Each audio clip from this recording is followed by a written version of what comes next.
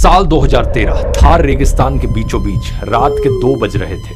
एक paranormal investigator अपनी team के साथ इस सुनसान गांव में आया है। इन्वेस्टिगेशन खत्म करके ये सब लोग अपनी गाड़ी के पास वापस लौट ही रहे थे कि तभी इन्हें अपनी गाड़ी के बोनेट पर कुछ अजीब सा दिखाई देता है। एक बच्चे के हाथ के निशान, छोटे छोटे हाथ, जैसे किसी 4-5 साल के बच्चे के हो। धूल में ये साफ दिखाई दे रहे थे, लेकिन कुछ ही मिनट पहले यहाँ पर कोई निशान नहीं थे। हैरानी की बात यह थी कि यहाँ पर कोई बच्चा नहीं था। इनफैक्ट इस पूरे गांव में कोई इंसान भी नहीं था। पिछले 200 सालों से इस गांव में कोई इंसान नहीं रहा है।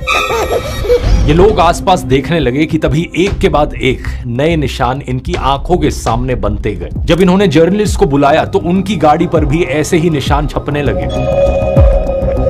ये कोई हॉरर मूवी की स्क्रिप्ट नहीं है, ये एक एक्चुअल गांव है राजस्थान के थार डेजर्ट में, जैसलमेर से सिर्फ 17 किलोमीटर दूर कुलधरा गांव। इसे इंडिया का मोस्ट हॉन्टेड विलेज कहा जाता है। इस गांव में 400 से ज्यादा घर हैं, पूरी स्ट्रीट्स बनी हुई हैं, मंदिर हैं, कुएं हैं, दीवारें हैं, दरवाजे हैं, सब कुछ है, बस इंसान नहीं है।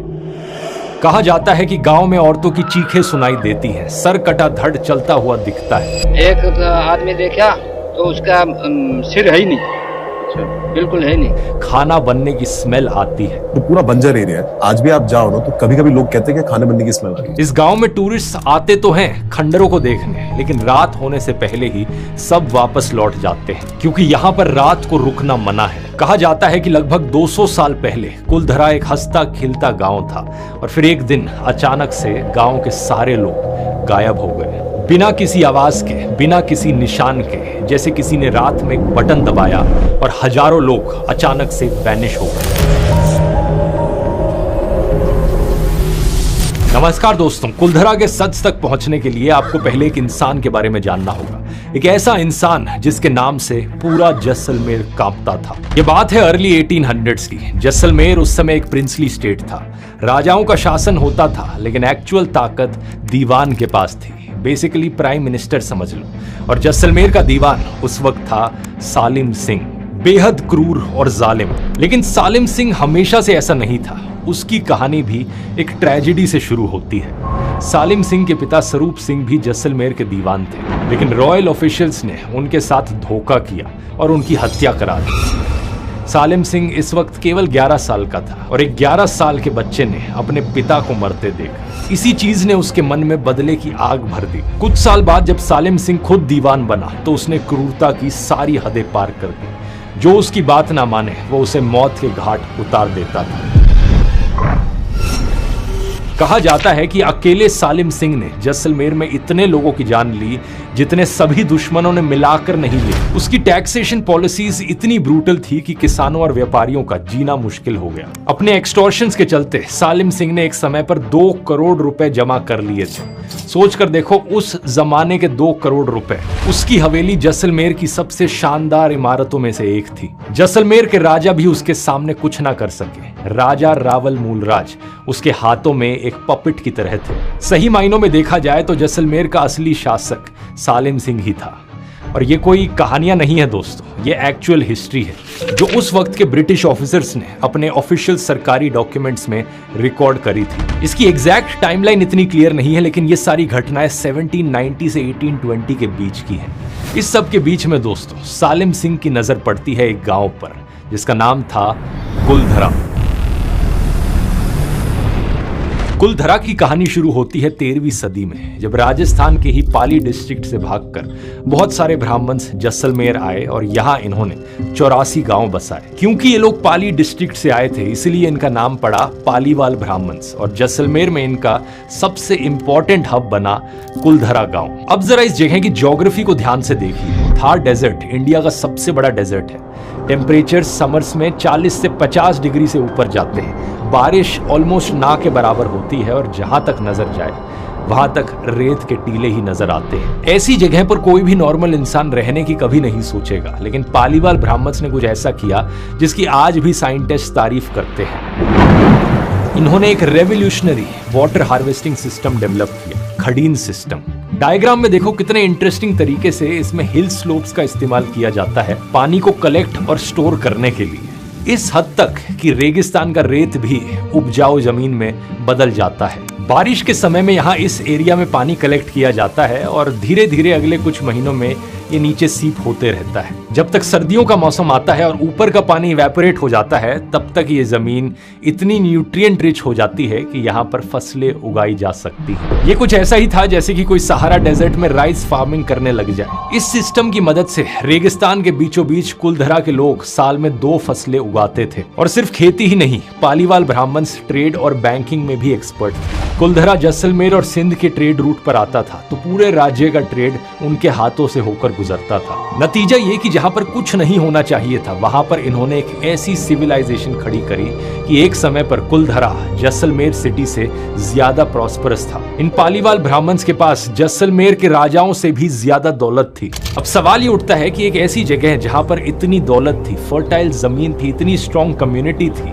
ये सब अचानक से एक रात को कैसे बदल गए। कहानी ये है कि सालिम सिंह की नजर कुलधरा के विलेज चीफ की बेटी पर पड़ गई। वो उससे शादी करना चाहता था और धमकी दी कि अगर गांव वालों ने ऐसा नहीं किया तो वो उसे जबरदस्ती उठा कर ले जाएगा। बाद में सालिम सिंह ने गांव को एक अल्टीमेटम दिया कि अगर पालीवाल ब्राह्मण्स ने लड़की को एक दिन में उसे नहीं सौंपा तो वो पूरे गांव को मौत के घाट उतार देगा। अब देखा जाए तो इन लोगों के पास ज्यादा ऑप्शंस नहीं थे। पहला तो ये कि लड़की को सौंप दो, दूसरा ये कि सालिम सिंह से लड़ने की कोशिश करो, जो कि प्रैक्टिकली इम्पॉसिबल था क्योंकि इनके पास कोई अपनी आर्मी नहीं थी। इसलिए पालीवाल ब्राह्मण्स ने तीसरा ऑप्शन चुना, ऐसा ऑप्शन जिसकी ना सालिम सिंह को उम्मीद थी ना किसी और को। एक ऐसा ऑप्शन जो आज 200 साल बाद भी लोगों को शॉक कर देता है। विक्रम संवत 1882 में श्रावण महीने की पूर्णिमा यानी 29 जुलाई 1825 की रात को वो सभी गांव छोड़कर चले गए।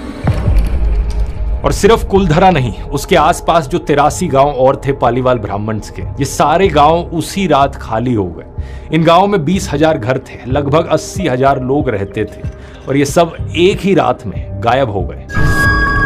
हजारों लोग, सैकड़ों फैमिलीज, बूढ़े, बच्चे, औरतें, मर्द, सब ने एक ही रात में अपने घर छोड़ दिए। वो घर जो उनके एंसेस्टर्स ने 600 साल पहले बनाए थे, वो जमीन जिसे उन्होंने रेगिस्तान से छीनकर उपजाऊ बनाया था, वो कुएं जो उन्होंने अपने हाथों से खोदे थे, सब कुछ पीछे छोड़ दिया गया बिना किसी लीक के, बिना किसी के देखे और बिना किसी के सालिम सिंह को वार्न किए। ये कोऑर्डिनेशन एक मिरेकल था, किसी को नहीं पता कि वो कहां गए।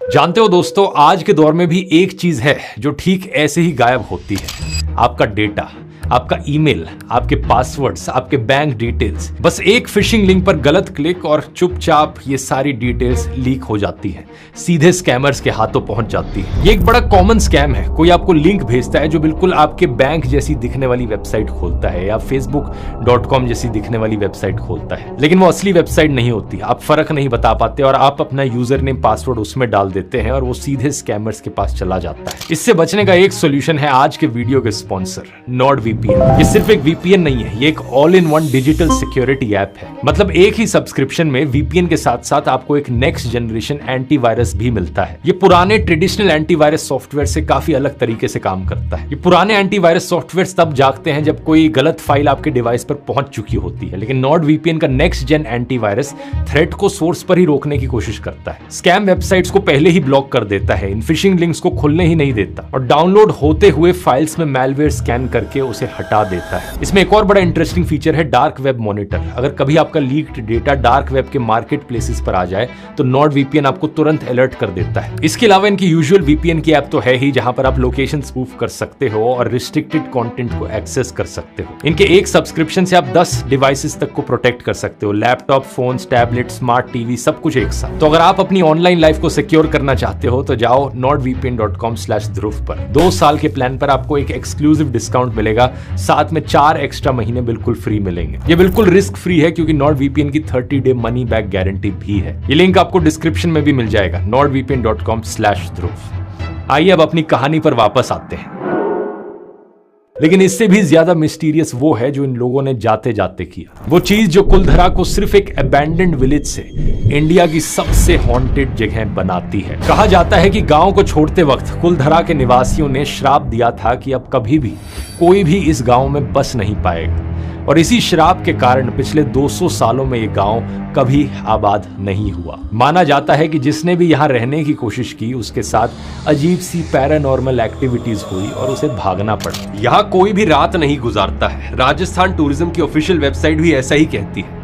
इसी कारण किसी को भी शाम 6 बजे के बाद कुलधरा में प्रवेश करने की इजाजत नहीं है। कहा जाता है कि यहाँ पूर्णिमा की रात लगता है कि गांव एक बार फिर से आबाद हो गया। गाय आ रही है, पायल बज रही है, मंदिरों में घंटियां बज रही, आटा पीसने वाली पुरानी चक्की चलती है, आवाजें आती हैं, लोग दिखते हैं लेकिन उनके चेहरे नहीं। इंडियन पैरानॉर्मल सोसाइटी के फाउंडर गौरव तिवारी कई बार अपनी टीम के साथ कुलधरा गए और जो उन्होंने एक्सपीरियंस किया वो काफी अजीब सा था। सबसे पहले टेम्परेचर में अचानक से ड्रामेटिक ड्रॉप्स रिकॉर्ड हुए। टीम के अंदर पहुंचने पर एक जगह तापमान -2 डिग्री मिला और यहाँ अनएक्सप्लेन्ड इलेक्ट्रोमैग्नेटिक फील्ड्स डिटेक्ट किए। जब इन्वेस्टिगेटर्स ने सवाल पूछे तो ईएमएफ रीडिंग्स बदली, मोशन सेंसर ऑन हुआ और जब खामोश रहे तो रीडिंग्स भी स्टेबल रही। मैं चाहता हूँ आप आगे आए और हमसे बिना डरे, बिना शर्माए और बिना घबराए बात करने की कोशिश करें। एक टीम मेंबर को लगा कि कोई उसे छू कर गया है। मुझे अभी थोड़ी देर पहले एहसास हुआ कि कोई मेरे आसपास मुझे छू कर गया है। कैमरे में ऑब्स दिखे जिन्हें लेकर कहा गया कि ये भूत हो सकते हैं। हम वादा करते हैं आपको तंग नहीं करेंगे।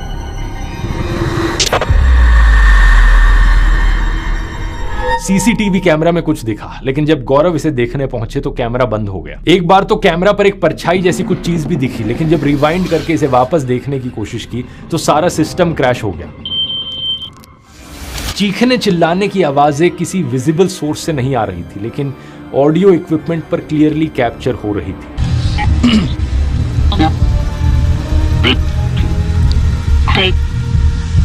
मैंने मन में जो बोला था इसका आंसर आ गया। और यहीं पर वो घटना भी होती है जिसकी मैंने वीडियो के शुरू में बात करी थी। वहां खड़ी गाड़ियों पर अचानक से बच्चों के हैंडप्रिंट्स दिखने लगते हैं। एक ऐसे सुनसान गांव में जहां कोई इंसान नहीं रहता, कोई बच्चा नहीं रहता। गौरव तिवारी ने अपनी फाइंडिंग्स को समराइज करते हुए कहा कि उन्होंने ऐसी सिग्निफिकेंट एनोमलीज कलेक्ट की जो सजेस्ट करती हैं कि कुलधरा में कुछ ऐसा हो रहा है जिसे सिंपल साइंटिफिक थ्योरी से एक्सप्लेन नहीं किया जा सकता। अब सवाल यह है दोस्तों कि आखिर क्या है इसकी सच्चाई। अगर आपको याद हो, भानगढ़ फोर्ट वाले वीडियो में भी ऐसी ही कहानियां मैंने आपको बताई थी कि कहा जाता है कि वहां पर भी श्राप के कारण वो भूतिया फोर्ट है। लेकिन भानगढ़ और कुलधरा में एक इंपॉर्टेंट डिफरेंस है। भानगढ़ की जो कहानी थी उसमें जितने भी कैरेक्टर्स निकले वो सारे फिक्शनल कैरेक्टर्स थे, असली कहानियां नहीं थी। मगर कुलधरा की कहानी में जो कैरेक्टर्स हैं वो असली हैं। उनका एक्चुअल हिस्टोरिकल रिकॉर्ड एग्जिस्ट करता है। दीवान सालिम सिंह रियल में था। गैजेटर ऑफ द जैसलमेर स्टेट में साफ लिखा है कि सालिम सिंह ने अपनी एट्रोशियस पॉलिसीज से पालीवाल ब्राह्मण्स को जैसलमेर स्टेट से भगा दिया। ये ब्रिटिश ऑफिसर्स के शब्द हैं जो उस वक्त के ऑफिशियल सरकारी डॉक्यूमेंट्स में रिकॉर्डेड हैं। पालीवाल ब्राह्मण्स की कहानी भी असली है, जो उन पर अत्याचार हुआ वो भी सच है। बस एक चीज है इस पूरी कहानी में जिसका कोई हिस्टोरिकल प्रूफ एग्जिस्ट नहीं करता, वो विलेज चीफ की बेटी वाली कहानी। किसी भी किताब, डॉक्यूमेंट, शिलालेख या रॉयल डिक्री में ऐसी किसी भी कहानी का जिक्र नहीं किया गया है। कहानी का ये स्पेसिफिक हिस्सा एक फोकलोर है। तो अब ये सुनकर आपके मन में सवाल उठेगा, अगर एक्चुअली में ये वाली चीज सच नहीं है तो कुलधरा के लोगों ने इस गांव को क्यों छोड़ा? क्या ये बात सच है कि एक्चुअली में वो एक रात में वहां से चले गए थे? इसे जानने से पहले हम उन चीजों को देखते हैं जो कुलधरा को इंडिया की सबसे हॉन्टेड विलेज बनाती है। जनवरी 2017 में एक peer reviewed journal current science में एक स्टडी पब्लिश हुई जिसने पूरी कहानी को ही चैलेंज कर दिया। इस स्टडी ने कुलधरा और आसपास के गांव के स्ट्रक्चर्स की एक फोरेंसिक एनालिसिस की, जो गिरी हुई छतें थी, टूटे हुए पिलर्स थे, और इन्होंने आर्ग्यू किया कि ये डैमेज पैटर्न सिर्फ अर्थक्वेक से मैच कर सकता है। और जियोलॉजिकल सर्वे ऑफ इंडिया के डेटा से भी देखने को मिलता है कि ये वाला एरिया एक्टिव फॉल्ट्स और एपिसेंटर्स के बिल्कुल पास क्लस्टर्ड है। ये सारे जो 84 गांव थे। इस स्टडी ने थियोराइज किया कि पालीवाल ब्राह्मण्स कहीं गए ही नहीं थे। अर्थक्वेक ने इन खराब तरीके से बनाए हुए घरों को तबाह कर दिया। बहुत से लोग हैवी स्टोन ब्लॉक्स के नीचे दब गए और मास एक्सोडस वाली कहानी बाद में फोकलोर में ऐड की गई। लेकिन एक साल बाद उसी जर्नल में एक रिबटल पब्लिश हुआ जिसने इस अर्थक्वेक थ्योरी को सिस्टमैटिकली तोड़कर रख दिया। इस पेपर में बताया गया कि अर्थक्वेक थ्योरी में सबसे बड़ी प्रॉब्लम यह है कि माइग्रेशन के टाइम पीरियड 1825 के आसपास कोई अर्थक्वेक रिकॉर्ड ही नहीं किया गया था। जैसलमेर में एक अर्थक्वेक 16 जून 1819 में आया था, यानी माइग्रेशन से 6 साल पहले, और अगला वाला 4 अप्रैल 1905 में आया, माइग्रेशन के 80 साल बाद। तो अगर अर्थक्वेक से लोग मरे तो ये अर्थक्वेक आया कब? दूसरा, अगर अर्थक्वेक आया था तो आसपास के नॉन पालीवाल गांव को भी डैमेज होना चाहिए था, लेकिन किसी भी नेबरिंग विलेज में ऐसा डेविस्टेशन रिपोर्ट नहीं किया गया है। अर्थक्वेक्स कभी सेलेक्टिव नहीं होते कि इसका असर इसी गांव पर पड़ेगा, औरों पर नहीं होगा। तीसरा और सबसे ज्यादा कन्विंसिंग आर्गुमेंट यह है कि कुलधरा की दीवारें आज भी एक दूसरे के कांटेक्ट में हैं। अगर इतना भयानक अर्थक्वेक सही में आया होता तो इन दीवारों में क्रैक्स दिखते, गैप्स बनते, लेकिन ये दीवारें आज भी अलाइंड हैं। इस पेपर ने कंक्लूड किया कि अर्थक्वेक्स ने बाद में स्ट्रक्चर्स को जरूर डैमेज किया होगा, लेकिन अचानक से लोगों का गांव छोड़कर जाना, उसके पीछे वजह अर्थक्वेक्स नहीं हो सकते। तो सवाल यह है कि फिर आखिर क्या था कारण? यहां पर एक ऐसा फैक्टर है जिस पर ऑलमोस्ट सब एग्री करते हैं, वाटर क्राइसिस। कुलधरा की प्रॉस्पेरिटी की फाउंडेशन थी पानी। रेगिस्तान में फार्मिंग, ट्रेड, बैंकिंग, ये सब इसीलिए पॉसिबल था क्योंकि पालीवाल ब्राह्मण्स ने पानी का जुगाड़ कर लिया था। लेकिन सच बात यह थी दोस्तों कि इतना सोफिस्टिकेटेड सिस्टम बनाने के बावजूद भी ये सिस्टम अल्टीमेटली मॉनसून में हो रही बारिश पर डिपेंड करता था, और थार डेजर्ट में रेनफॉल हमेशा से अनप्रेडिक्टेबल रही है। कुलधरा के पास बहने वाली एक काक नदी है, उस पर लगभग 300 साल पहले ही बांध बना दिया गया था, जिससे वो धीरे धीरे सूख गई। एनजीओ जैसलमेर विकास समिति के सेक्रेटरी प्रकाश व्यास के मुताबिक यही एक बड़ा कारण हो सकता है कि लोगों ने ये जगह क्यों छोड़ी। जब तक नदी थी तब तक ग्राउंड वाटर रिचार्ज होता रहा था, कुएं भरते रहे थे, लेकिन जैसे ही नदी सूख गई तो सब गायब हो गया। अलीगढ़ मुस्लिम यूनिवर्सिटी के प्रोफेसर सैयद अली नदीम रिजावी की रिसर्च बताती है कि 1815 तक कुलधरा के ज्यादातर कुएं सूख चुके थे। कुएं सूखने की वजह से खेती इम्पॉसिबल होती जा रही थी, और इसी वक्त पर सिक्योरिटी की कमी के कारण ट्रेड भी बंद हो चुका था। इसकी वजह से कमाई के सोर्सेज भी कम हो रहे थे, और इस सिचुएशन में कुलधरा, जो जैसलमेर से भी ज्यादा वेल्दी था, उसकी यही दौलत उसके लिए खतरा बन गई। ऑथर नंद किशोर शर्मा जैसलमेर के इतिहास पर 40 से ज्यादा किताबें लिख चुके हैं। उनके अनुसार ट्रेड रूट्स बंद होने और नदी के सूखने के बाद सालिम सिंह ने कुलधरा और बाकी गांवों के पालीवाल ब्राह्मण से और ज्यादा टैक्स वसूलना शुरू कर दिया। दूसरी तरफ डाकू और लुटेरे भी कुलधरा के लोगों को लूटने लगे। ये लोग गांव की महिलाओं को उठाकर ले जाते और जब तक पैसे नहीं दिए जाते उन्हें बंधक बनाकर रखते। तो एक्चुअली में यही कारण है दोस्तों, पानी खत्म हो रहा था, कुएं सूख रहे थे, फार्मिंग इम्पॉसिबल होती जा रही थी, और दूसरी तरफ सालिम सिंह की ऑपरेसिव टैक्सेशन और डाकुओं की लूट। इस सब से परेशान होकर ही कुलधरा के लोगों ने गांव छोड़ दिया। इस सब का सबसे बड़ा सबूत है British officer colonel James Tod की 1829 की फेमस किताब Annals and Antiquities of Rajasthan. इसमें उन्होंने अपनी खुद की आंखों से राजस्थान में जो देखा वो लिखा है। जेम्स टॉड ने देखा कि इस इलाके में लगभग सभी पालीवाल ब्राह्मण्स उस समय वॉलंटरी एग्जाइल में रह रहे थे, क्योंकि अगर वो अपनी जमीन पर वापस लौटते तो सालिम सिंह उनसे उनकी सारी कमाई छीन लेता। उस वक्त खेती लगभग खत्म हो चुकी थी, सिक्योरिटी की कमी के कारण ट्रेड भी बंद हो चुका था, और सालिम सिंह ने पालीवाल बैंकर्स के परिजनों को हॉस्टेज बना रखा था ताकि फाइनेंशियली उन पर कंट्रोल बना रहे। ये कोई लेजेंडरी कहानी या फोकलोर नहीं है, ये डॉक्यूमेंटेड हिस्टोरिकल फैक्ट है। सच बात यह है दोस्तों कि कुलधरा के लोगों ने ये गांव एक रात में नहीं छोड़ा। 15 से 17 सेंचुरी में अपने पीक पर कुलधरा की पॉपुलेशन थी 1588 लोगों की, लेकिन ब्रिटिश ऑफिसर जेम्स टॉड ने 1815 में कुलधरा की पॉपुलेशन बताई है अपनी किताब में 800 लोगों की। यानी सपोजिडली एक रात में सब गायब होने से 10 साल पहले ही पॉपुलेशन आधी हो चुकी थी। करीबन 800 लोग पहले से ही कुलधरा छोड़ चुके थे, और ये डिक्लाइन 1825 के बाद भी कंटिन्यू रहता है। हिस्टोरिकल रिकॉर्ड्स में हमें देखने को मिलता है कि 1890 में भी कुलधरा में 37 लोग रह रहे थे, यानी कि 1825 के बाद के दशकों में भी कुछ लोग वहीं रहते रहे। ये एक ग्रेजुअल डिक्लाइन था, सब एक रात में गायब नहीं हुआ, लोग धीरे धीरे निकलते गए। कुछ लोग जोधपुर स्टेट में माइग्रेट कर गए। जोधपुर उस वक्त सालिम सिंह के इन्फ्लुएंस एरिया से बाहर था। कुछ लोग उत्तराखंड और बिहार की तरफ चले गए, और जिन गांव में जाकर ये बसे आज के दिन उसकी भी पहचान है हमारे पास। ये सिर्फ और सिर्फ बेहतर जिंदगी की तलाश में वहां से निकले थे। अब आप पूछोगे कि अगर ये सब सच है तो फिर उन भूतों की कहानियों का क्या? क्या? उसका जवाब भी दोस्तों काफी सिंपल है और काफी ह्यूमन है, कंफर्मेशन बायस। ये चीज मैंने आपको भानगढ़ फोर्ट वाले वीडियो में बताई थी। जिन जगहों को पहले से हॉन्टेड माना जाता है, उन जगहों के बारे में आप जितना पढ़ते हो, आपके मन में पहले ही एक कंफर्मेशन बायस बैठ जाता है। या आपने तो हर किसी को कहते हुए सुना है कि ये जगह हॉन्टेड है, तो आपका ब्रेन वैसे ही पैटर्न्स ढूंढने लगता है। हर छोटी सी आवाज भूत बन जाती है, हर एक शैडो एक स्पिरिट बन जाती है। साइकोलॉजी में इसके लिए एक टर्म है पैरेडोलिया। ह्यूमन ब्रेन हर चीज में एक पैटर्न खोजने की कोशिश करता है। हमें उन जगहों पर भी चेहरे दिखाई देते हैं जहां पर कोई एग्जिस्ट नहीं करता। सच बात बताऊं तो मैं खुद कुलधरा घूमने गया था आज से 7 साल पहले 2019 में। स्क्रीन पर आप फोटोज देख सकते हो। लेकिन जाने से पहले मुझे ये नहीं पता था कि लोग इस जगह को हॉन्टेड मानते हैं। इनफैक्ट इसे इंडिया की सबसे ज्यादा हॉन्टेड विलेज कहा जाता है। तो मेरे मन में इस चीज को लेकर कोई कंफर्मेशन बायस भी नहीं था। तो जाहिर सी बात है, मैंने कोई भी ऐसी चीज नोटिस नहीं करी जो अनयूजुअल हो या भूतिया लगे। हो सकता है मैंने भी परछाइयां और अजीब सी आवाजें सुनी हो, लेकिन मेरे ब्रेन ने उसे हॉन्टेड से कनेक्ट नहीं किया।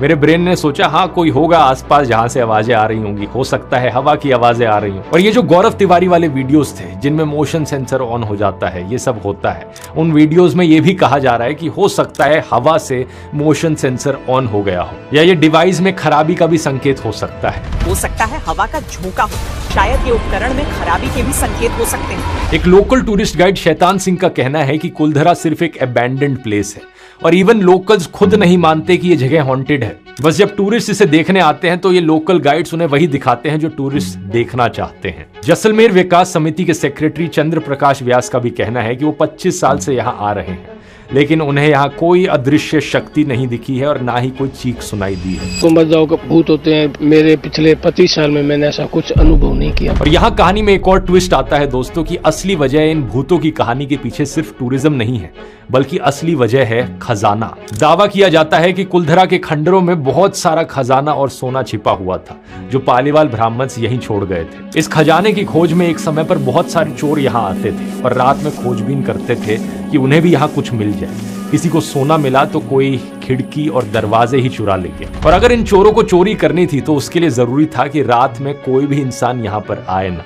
इसलिए इन लोगों ने भूतों की ये कहानियां फैलाई। आज कुलधरा के बारे में शायद किसी को पता भी नहीं होता अगर इस खजाने का लालच नहीं होता तो। साल 1990s तक यहाँ कोई नहीं आता था और बाहर कोई कुलधरा के बारे में जानता भी नहीं था। लेकिन साल 1998 में सुमेर राम नाम का एक आदमी अपने पिता के साथ कुलधरा के एक खंडर घर में रहने लगा, क्योंकि उसके पास रहने के लिए और कोई जगह नहीं थी। यहाँ उसने रात में देखा कि 2 फॉरेनर्स, एक डच और एक जर्मन, मेटल डिटेक्टर्स लेकर आते हैं और एक घर में खुदाई करते हैं और वहां उन्हें कुछ सोने और चांदी के सिक्के मिलते हैं जिन्हें वो निकाल कर ले जाते हैं। जब सुमेर राम ने उन्हें रोका तो एक फॉरेनर ने चाकू तान दिया, लेकिन सुमेर राम ने पुलिस बुलाई और दोनों फॉरेनर्स गिरफ्तार हुए, जेल गए और बरामद सामान आज भी जैसलमेर कोर्ट की कस्टडी में है। ये आप इंडियन एक्सप्रेस का 2010 का आर्टिकल देख सकते हो। इस पूरी घटना के बाद ही था कि लोकल सरकार ने वहां पर कुलधरा के चारों तरफ एक बाउंड्री वॉल बनाई और सुमेर राम को कुलधरा का वॉचमैन बनाया गया। अभी भी एक डाउट शायद आपके मन में हो कि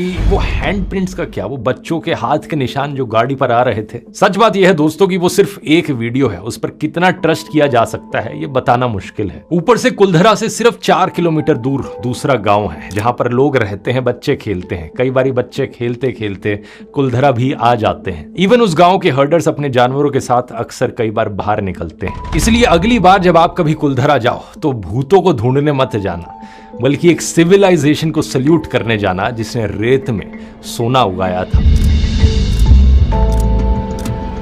अब भूतों के बारे में अगर आप साइंटिफिक फैक्ट्स जानना चाहते हैं तो भानगढ़ फोर्ट वाला वीडियो जरूर देखिए यहां क्लिक करके। बहुत बहुत धन्यवाद।